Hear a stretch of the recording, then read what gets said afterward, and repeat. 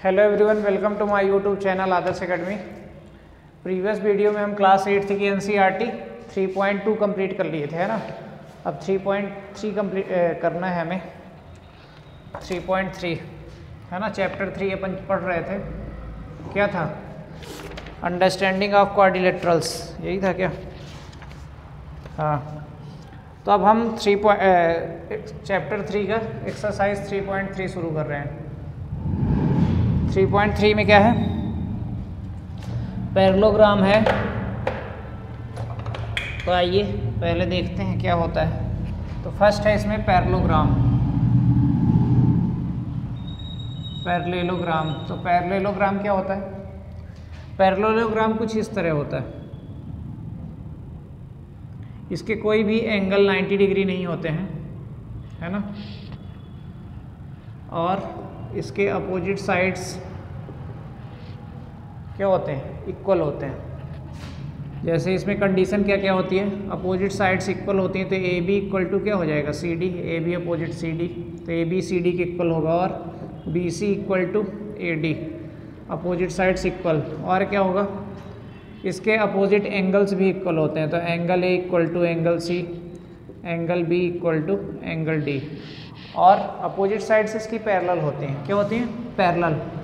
Parallel means ये parallel का sign होता है, A B parallel D C और बी सी पैरेलल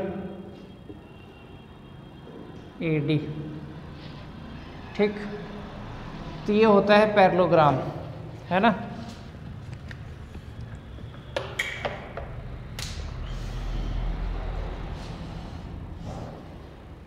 तो पैरेललोग्राम की ये कुछ कंडीशन होती है।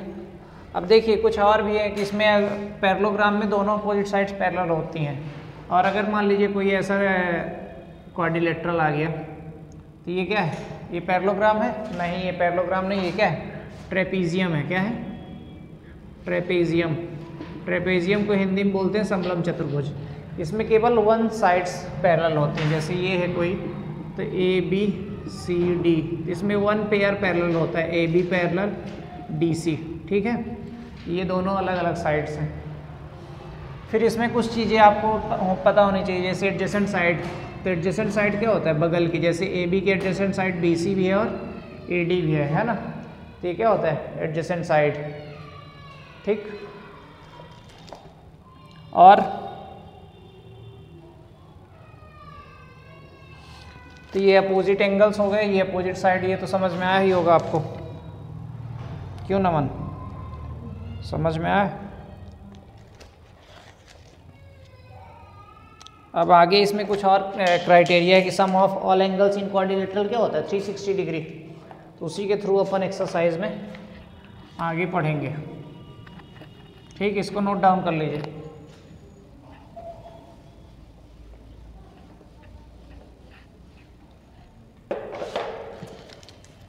फिर एक्सरसाइज 3.3 में चलते हैं। आपको इसमें बताना है, ठीक है। देखिए इधर ये हमारा फिगर है कुछ इस तरह।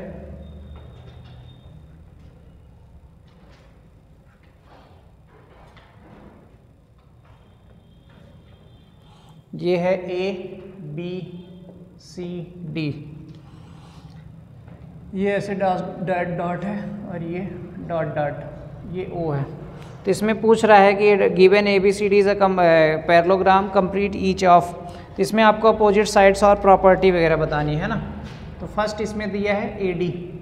तो ए डी के अपोजिट साइड्स क्या होगी? तो ये क्या हो जाएगा? B C. देखिए ए डी के जस्ट अपोजिट जो इन फ्रंट में होता है उसी को क्या बोलते हैं? Opposite side. तो ए डी इक्वल टू क्या होगा? B C. सेकंड पूछ रहा है angle D C B equal to. तो एंगल डी सी बी, देखिए एंगल डी सी बी ये एंगल है, तो इसका अपोजिट एंगल कौन सा हो जाएगा? नहीं, angle D A B. Angle D A B, इसका अपोजिट एंगल क्या बनेगा? Angle D A B. फिर थर्ड क्या है? ओ सी। ओ सी, तो पैरेललोग्राम के जो अपोजिट पैरेललोग्राम के जो डायगोनल होते हैं वो एक दूसरे को क्या करते हैं? बाइसेक्ट करते हैं। बाइसेक्ट मतलब बीच में बराबर बराबर में काटना। तो ओ सी इक्वल टू क्या हो जाएगा? ओ ए। ठीक, और फोर्थ है m angle D A B plus angle m angle C D A, m angle C D A. तो एंगल डी ए बी कहाँ है, एंगल डी ए बी और एंगल सी डी ए। तो sum of two angles in the same side क्या होता है, theorem ये होती है कि sum of two angles in a same side is equal to 180 degree, है ना। ये पढ़े हैं हम लोग प्रीवियस क्लास में 7th में। अब consider the following parallelogram, find the values of X Y Z. Question number 2 की तरफ चलते हैं। इसमें एक्स वाई जेड की वैल्यू पता करनी है ना। देखिए कुछ ऐसा है,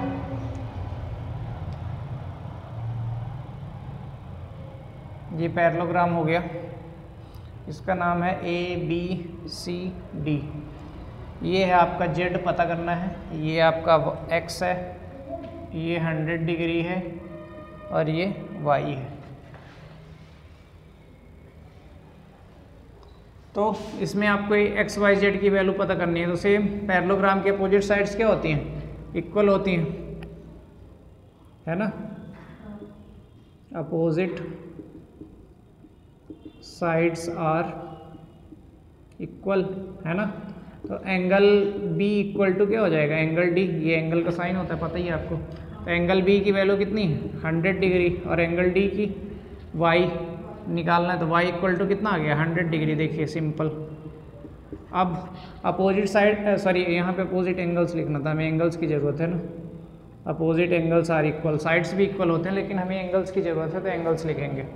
और क्या, angle B equal to angle D, तो क्या एंगल ए इक्वल टू क्या होगा एंगल सी। तो एंगल ए की वैल्यू जेड है, सी की वैल्यू क्या है एक्स। अब सम ऑफ ऑल एंगल क्या होता है 360 डिग्री। किसी भी क्वाड्रिलेटरल में सम ऑफ ऑल एंगल कितना होता है 360 डिग्री, चाहे वो कोई भी क्वाड्रिलेटरल हो। Sum of all angles are 360 degree. तो angle A plus angle B plus angle C plus angle D equal to 360 degree. Angle A की वैल्यू जेड, एंगल बी की 100 डिग्री, एंगल सी की x, angle D की अभी निकालें हम लोग Y, Y है अभी, फिर इसमें पुट करेंगे। तो जेड इक्वल टू एक्स है, तो चाहे जेड की जगह पे एक्स लिख दो या एक्स की जगह पे जेड, तो यहाँ पे जेड की जगह एक्स लिख दे रहा हूँ। प्लस 100 डिग्री प्लस एक्स, तो एक्स ही है। वाई की वैल्यू अभी निकाल चुके हैं 100 डिग्री इक्वल टू 360 डिग्री। तो x प्लस एक्स क्या हो जाएगा 2x, 100 plus 100 200 degree equal to 360 degree.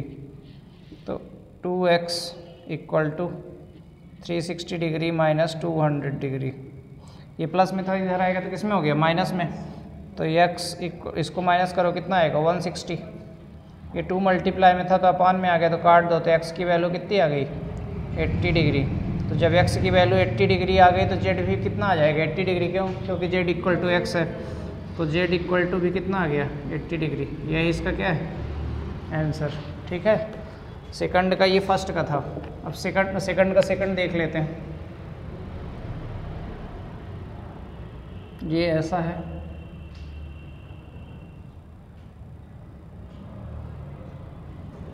ये z, ये y, ये x, ये 50 डिग्री।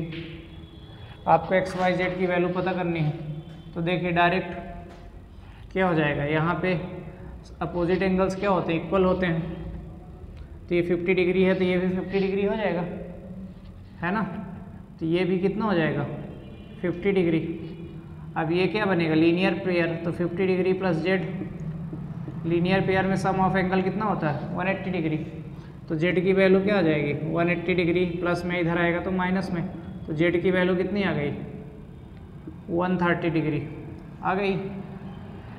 अब आपको क्या चाहिए y और x चाहिए, है ना। तो अपोजिट एंगल्स इक्वल होते हैं तो y इक्वल टू x भी हो जाएगा। हाँ, तो sum of all angles is 360 degree. तो प्लस कर दो तो x plus Y plus 50 degree, और ये कितना आया था 50 डिग्री ही अपोजिट एंगल्स था, इक्वल टू 360 डिग्री। सॉल्व कर लो।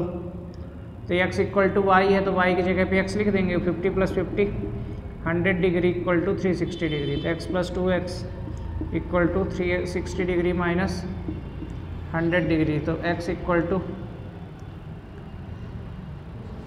260 डिग्री अपॉन 2 काट दो, 2 1 जा, एक्स इक्वल टू कितना आ गया 130 डिग्री, है ना। ये सेकंड का सल्यूशन हो गया। कितना इजी है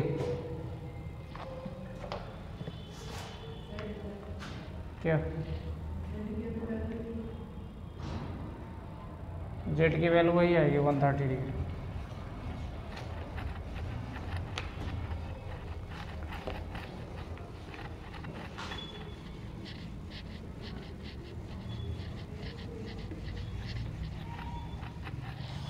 अब थर्ड देख लेते हैं। थर्ड क्या है, ऐसे काजू कतली का शेप बना हुआ है, ये है, फिर ये अपना 30 डिग्री दिया हुआ है, ये एक्स है, ये वाई है, यहाँ पे परपेंडिकुलर का साइन बना हुआ है, और ये जेड है ना। तो ये देखिए परपेंडिकुलर है तो already vertical opposite angle 7th class में पढ़े हैं, वर्टिकली अपोजिट। तो एक्स इक्वल टू भी कितना हो जाएगा 90 डिग्री। अब ये 30 है तो ये एक ट्रायंगल बन रहा है, और sum of all triangles in angle क्या होता है 180 डिग्री। तो क्या हो जाएगा x plus Y plus 30 degree equal to क्या 180। तो x की value 90 plus Y plus 30 equal to 180। तो ये 180 माइनस 90 30 120, तो y इक्वल टू कितना हो गया 60 डिग्री, है ना। अब क्या निकालना है, जेड को निकालना है। तो जेड की वैल्यू क्या, इनकी साइड्स क्या होती हैं पैरेलल होती हैं, तो पैरेलल होती है तो अल्टरनेट एंगल बन जाएगा, है ना। तो अल्टरनेट एंगल क्या होते हैं आपस में इक्वल होते हैं। तो y इक्वल टू जेड, तो y इक्वल टू कितना 60 डिग्री। तो जेड की वैल्यू भी कितनी आ गई 60 डिग्री। यही इसके क्या। अब फोर्थ देख लेते हैं। फोर्थ कुछ इस तरह है, ये सारे पैरेललोग्राम हैं नमन, x y, ये z और ये 80 डिग्री। तो आपको पता है अपोजिट साइड्स क्या होती हैं, सॉरी अपोजिट एंगल्स इक्वल होते हैं, है ना। तो ये 80 है तो ये भी 80 हो जाएगा। अपोजिट एंगल्स आर इक्वल तो y इक्वल टू कितना हो गया 80 डिग्री। अब आपको x और z निकालना है, तो ये कैसे निकालेंगे, यहाँ पे कुछ हम ले लेते हैं, मान लेते हैं t, है ना। तो ये भी क्या होंगे इक्वल होंगे। तो x इक्वल टू क्या हो जाएगा t, opposite angles are equal लिख लेना है यहाँ पे। तो sum of all angles in quadrilateral क्या होता है 360। तो x plus 80 degree plus t plus y equal to 360 degree.